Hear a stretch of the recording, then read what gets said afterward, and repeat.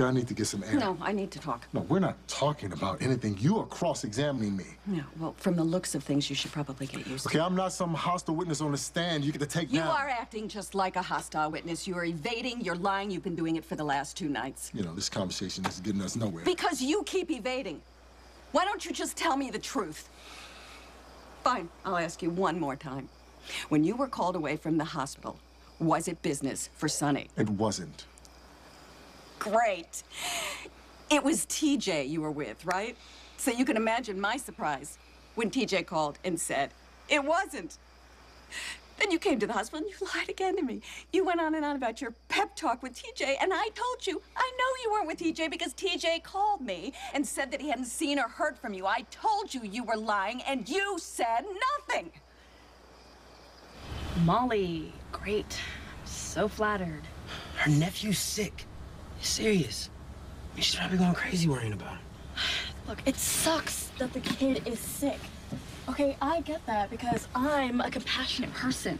Okay, but what I don't get is why you give a damn about Molly's feelings. I mean, didn't that uptight goody two-shoes dump your ass? That's simple. I hear that in Manhattan, you can barely see the stars at night. There's too much light from all the signs and skyscrapers. You know, when me and my mom were moving around everywhere, the stars were the only thing that really stayed the same. After tonight, they'll be gone. No, they'll still be there. And New York is a great city. You might not see the stars as much, but there's tons of other stuff I know you're gonna love.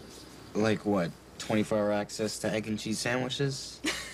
No, more like museums and live music and botanical gardens and Broadway. That reminds me. This is for you. They're beautiful, but you really shouldn't have. I can afford it. I mean, haven't you heard? I've got a rich doctor uncle. Thank you. Flores por los muertos. Streetcar.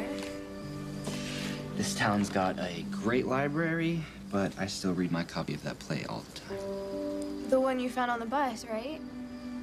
Yeah, I remember when we first met, you said that your mother depended on the kindness of strangers. Blanche Dubois. Was it something I said? It's nothing.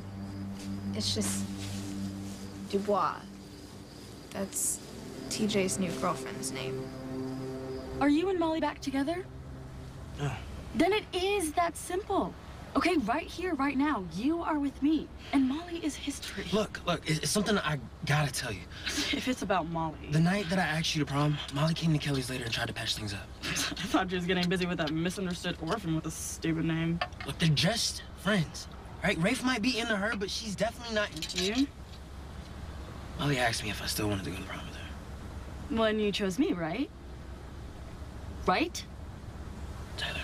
Okay, so if you really want to be with Molly, which, why you would, I will never know, and Molly really wants to be with you, why aren't you with her tonight?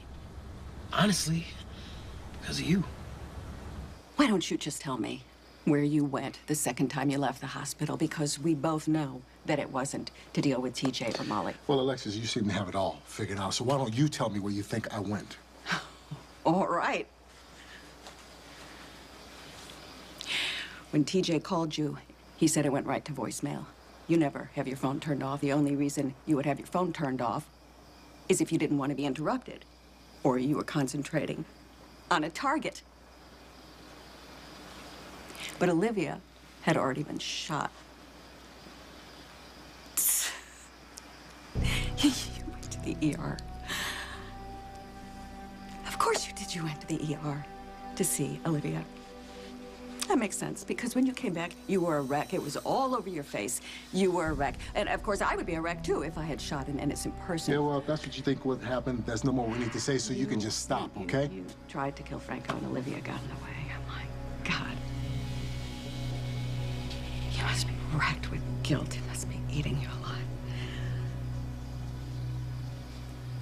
How'd I do so far? Hostile witness have any objections? Isn't that what the police are speculating? That somebody was gunning for you? I bet it was your brother. Is that true? Well, I'm sorry, were her lips moving? Of course it isn't true. We all know I never shot anybody. Really? Tell that to my dearly departed brother. Once upon a time, AJ shot his father. Oh, I'm sorry. Your father in the back. I'm not the same person I was. Really? You think 30 extra pounds and a stupid haircut changes you? You're not different. You're still the same parasitic bottom feeder you always were. I've changed. I have dedicated my life to becoming a better man, and you, of all people, should understand that. I thought my biological father was dead, too. I bet he wasn't the monster my father was. Well, he did some pretty terrible things. He actually kidnapped me, Morgan, and my sister when we were little kids. Morgan never told me about that. He was too young to remember, but I wasn't. He actually convinced me that my parents gave me up because they didn't want me anymore.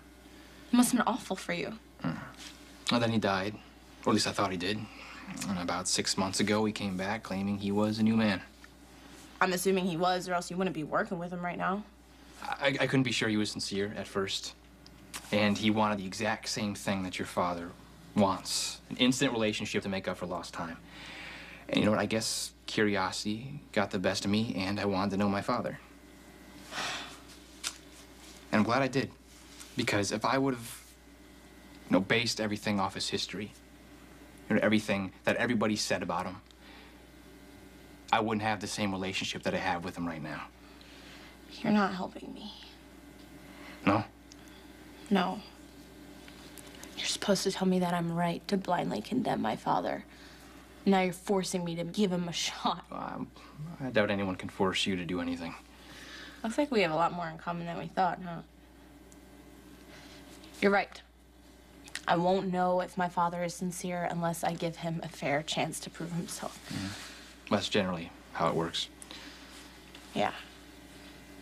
So I guess I should go back to the house then. It shouldn't be that bad. Your brother should already be there by now. I don't get it. How is Kiki a quartermain? Well, everyone was shocked to find out about Kiki and her father. In fact, almost no one even knew that Franco was a member of the family. Franco, what does he have to do with anything? Franco is Jason's twin brother, so Franco's a quartermain. So what, though? He's dead. Not anymore. Wait, so if Franco's not dead and he's a quartermain, and Kiki keeps telling me her father is this crazy guy who everyone thought was dead. Okay, I know we sort of hate each other. Kiki, you keep saying that. I don't hate you. I want to thank you for everything. Yeah. Not just, for everything. You've been an amazing listener. You too. Yeah, so I guess I will see you around. Yeah, sure.